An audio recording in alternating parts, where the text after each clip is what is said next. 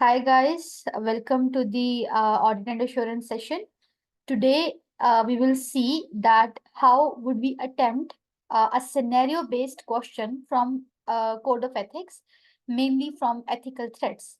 So let's first see the requirement of your exam September-December 2015. So this was a 10 mark CR, and the requirement was that you have to identify and explain five ethical threats. So there are basically two verbs in the requirement. First, you have to identify. By identification, examiner wants that where in which line you find ethical threat, you have to name that ethical threat specifically, first of all, and then you need to explain that how do you think that this threat is compromising or is having an impact on auditor's judgment, and how many threats you have to identify and explain. Five ethical threats which may affect the independence of Pink Partners and Company's audit of Golden Finance Company. So we come to know that the audit firm is Pink Partners and Company, and the audit client is Golden Finance Company. And against these ethical threats, we have to explain one safeguard at least for each threat that they can use to reduce the threat to an acceptable level. So the recommended method to solve such type of question is that you have to use a table. You should insert a table of 6 rows with the name of 2 columns, ethical threats and safeguards, and then you should start reading the question. So I'll recommend you to read the question thoroughly in one go, while identifying the lines where you see that there might be ethical threats. And when you identify the lines in which you see that there will be ethical threats, you should copy those lines on your answer screen. So the first step is data dumping. Okay, so what will you do? Let's start reading a question. You are an audit manager of Pink Partners and Company and are planning the audit of Golden Finance Company. Golden Finance Company is a banking institution which provides a range of financial services, including loans. Okay. Your firm has audited Golden for 4 years and the company's year end is 30th September 2015. All right.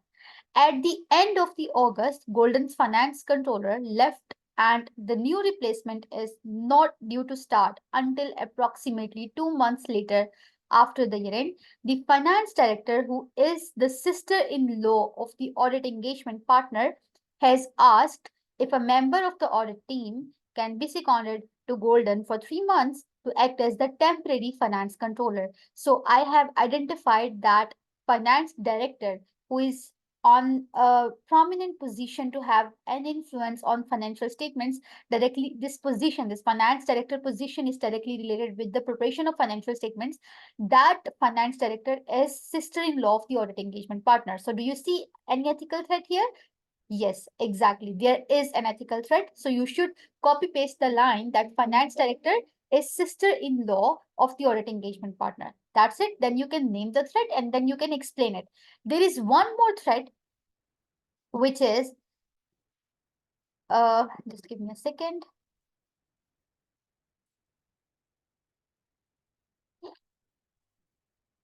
So the first line where you identified the threat is finance director is sister-in-law of the audit engagement partner.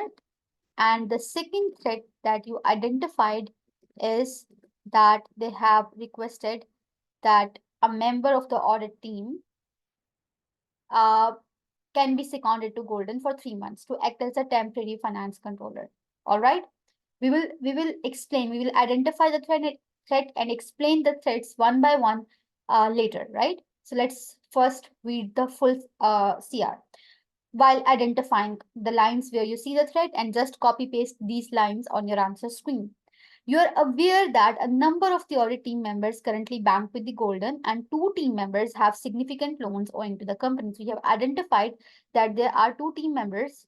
So this is the third line where I can see that there is a threat. Which threat is it and how will we explain it? This is our step number 2. For now, while reading the question, I'll just copy this line from my question screen to the answer screen. Pink's taxation department also provides services to the Golden. They have been approached by Golden to represent them in negotiations to resolve some outstanding issues with the taxation authorities. So this is again a line where is an ethical threat exist. Okay, for which the fee quoted are substantial. Okay, so this is another thing that the fee for the taxation services are substantial as well. The finance director has informed the audit engagement partner that when the audit is complete, she would like the whole team to attend an evening watching the national football team play a match followed by a luxury meal. All right. So this is also another threat, kind of gifts and hospitality delivered, right?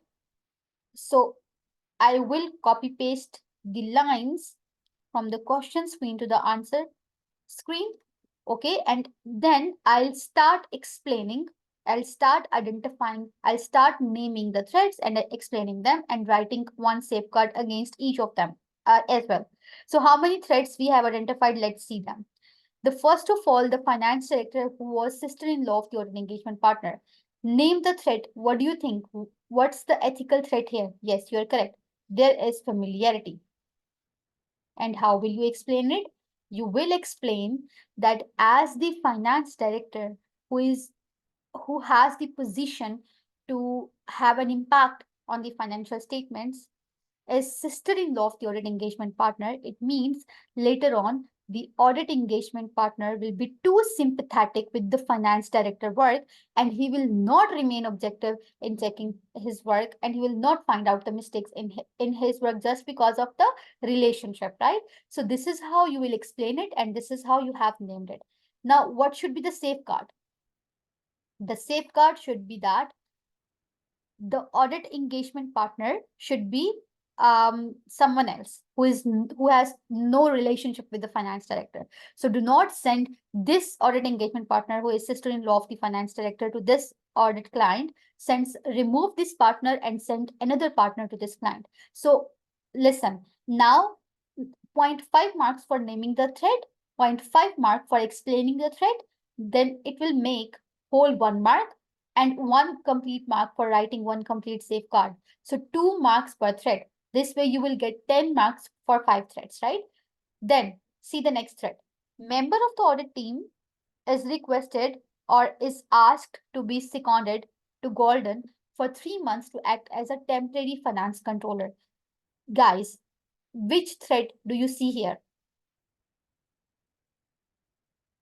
Yes.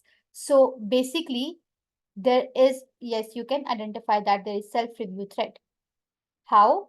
Because after 3 months, when he will come back and he will go to the audit on the same client, then he will not be finding errors or misstatements in his own work that he had done while he was on secondment, right?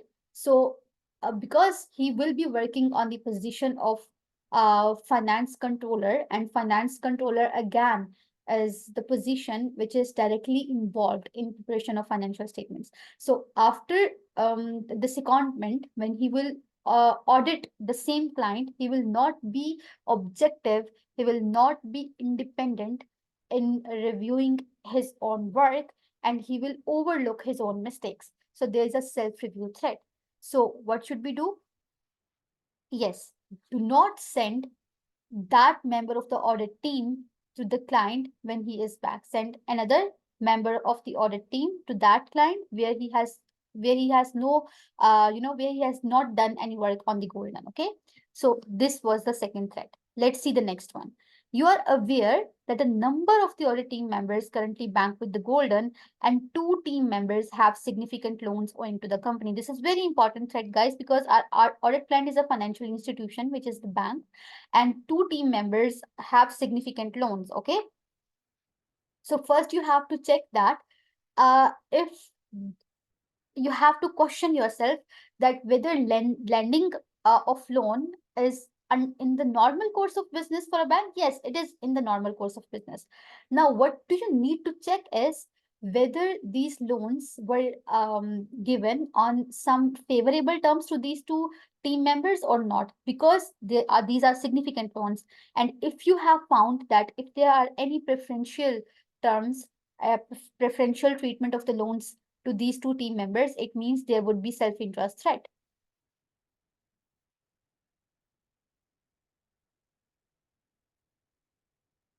And these two audit team members will not remain objective, will not identify errors or frauds from financial statements in order to protect their loan. Okay, so in safeguard you have to write that if, because they have not given us any hint that whether the terms of the loan were preferential, were favorable or not, so you have to write in the both ways in safeguard that if the terms of the loans are not favorable, then it means for favorable in terms of rate, in terms of payment, right, payments, installments.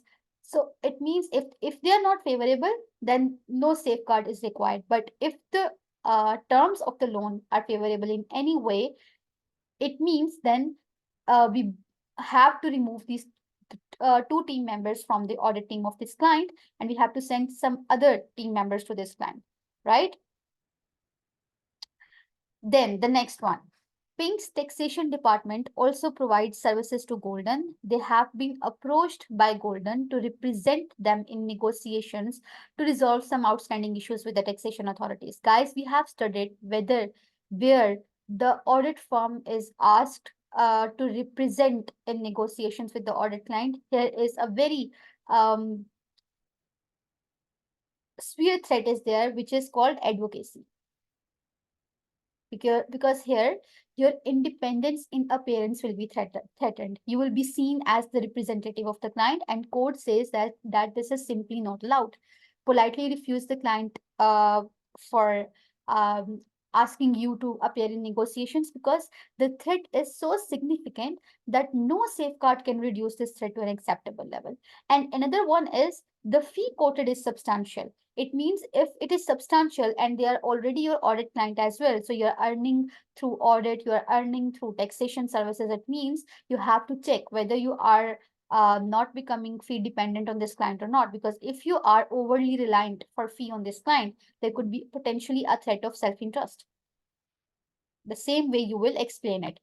And the safeguard is that you need to check the recurring fee, and if this is becoming fee dependent, you have to increase your client's base, because there is no hint that this client is listed entity. So you have to increase your client's base, and you have to perform QCR of the work done here to make sure that you have not cut the corners during the audit.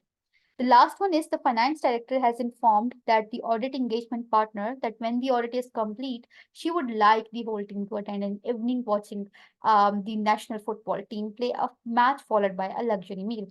Which threat is it exposed to? Yes, self-interest threat. Because accepting such offers, and which is a match followed by a luxury meal, this was a keyword.